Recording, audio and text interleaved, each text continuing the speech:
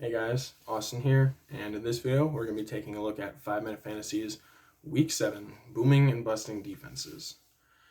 The defense that I expect to do relatively well this week is going to be the New Orleans Saints. I think that from a points perspective, it's going to be a low-scoring game. I think we could see a lot of yards, but it ended up being a high field goal game, so not too many points.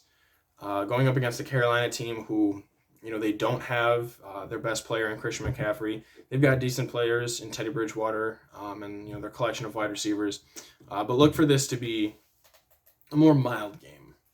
The Los Angeles Rams start them against the Chicago Bears. Now, the Rams defense this year has been surprisingly good.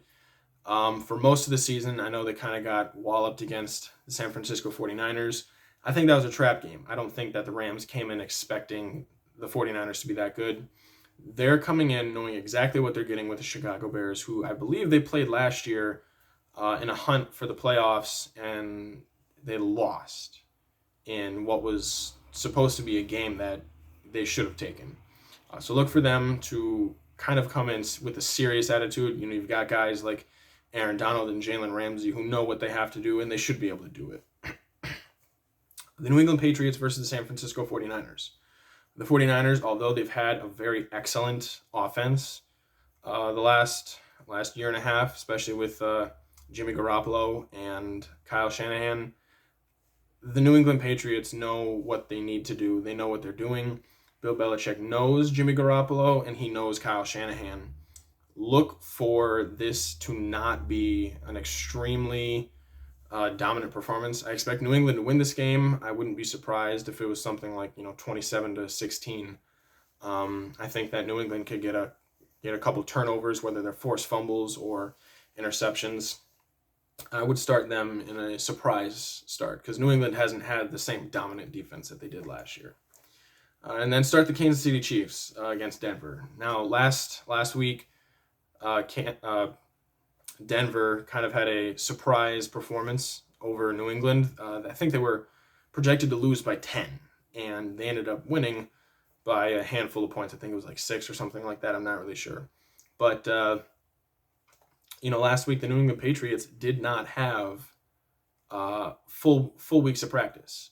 They were kind of like a mess of a team, with the COVID situation and everything like that. They've had a full week to prepare now, so that's why I think they're going to be better.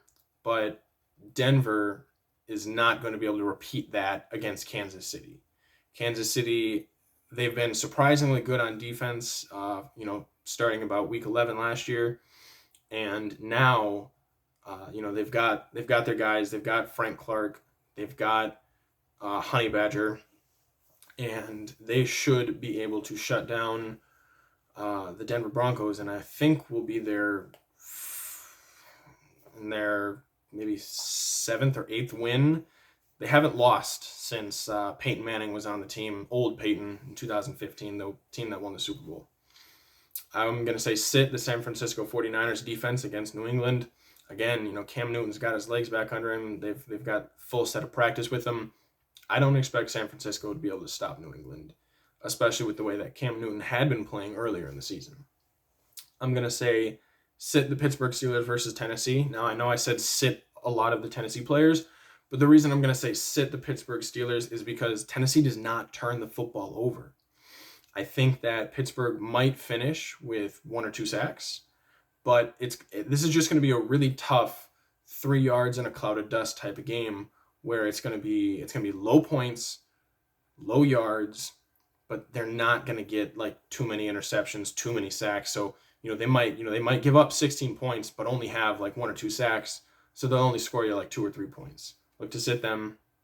And then look to sit Arizona. Arizona's been having a surprisingly good defense the last 2 or 3 weeks. Don't expect that to continue against Seattle. A lot of people probably weren't planning on starting a defense versus Russell Wilson. But don't just follow the trends of like, oh, look, Arizona's doing well. Arizona's not going to be able to continue up this process against Seattle. Thank you guys for watching. I'd love to see you like this video, subscribe to my channel, 5-Minute Fantasy. The more subscribes that I get, the more likes that I get, the more content that I can produce. So thank you, and I will see you soon.